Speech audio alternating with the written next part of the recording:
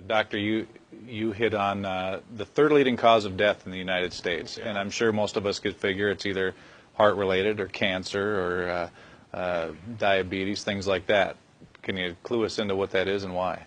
Yeah, okay, and thank you for asking that, because this is the 10,000-pound gorilla in the room that nobody's talking about. The third leading cause of death, as published in the Journal of the American Medical Association, is MD-directed treatments. This means you go to a medical doctor, an MD. He gives you a treatment and you die from it. According to the United States Department of Health and Human Services, 15,000 Medicare patients a month are killed by MD treatment, and nobody goes to jail. A handful of terrorists fly 2 planes into the Twin Towers. 3,500 people die, and we go to war. But 15,000 people a month are killed by medical doctor treatments, and we don't bat an eyelash. This is because we have been, I don't want to say brainwashed, that's not the correct term, but we have been, for the last 100 years, kind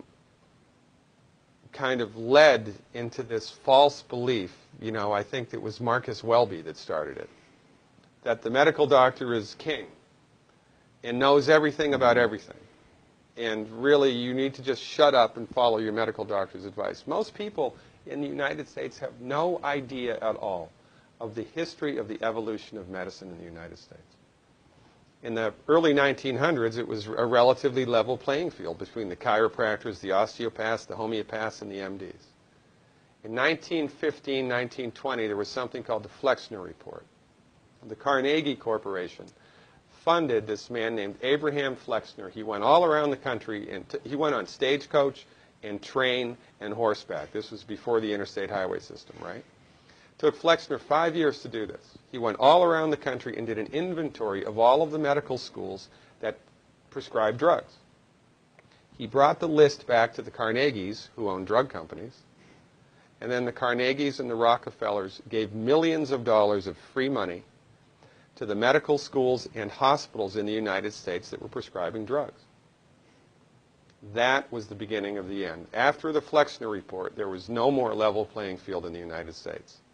And the MDs started a juggernaut that's taken off. Most people in the United States think that the predominant medicine here, MD-directed pharmaceutical medicine, we think that those guys are top dog because their therapeutics are better than the homeopaths or the naturopaths or the chiropractors. It's not.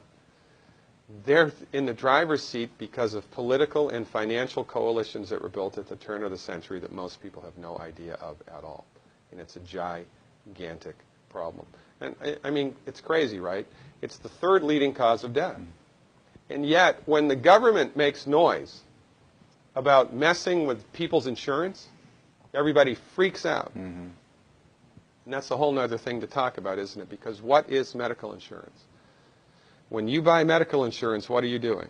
You're betting that you're going to get so sick you will not be able to afford it.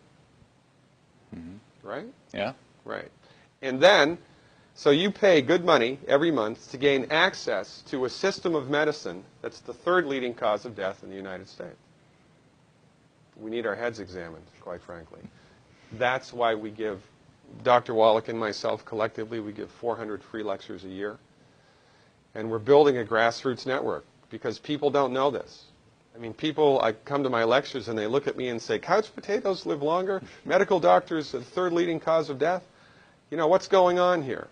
We're like the people, you know, in Galileo's time saying, hey, everybody, you know, it's the sun that's at the center of the solar system, not the Earth. Well, hey, everybody, the Earth is round, it's not flat. Or, hey, everybody, slavery's a bad thing. Right? This is we have a social agenda here. Why do we have a social agenda? Because people are suffering needlessly. You wouldn't believe, as God is my witness, you would not believe the things that I've seen people recover from in holistic medicine. The body's ability to fix itself is remarkable.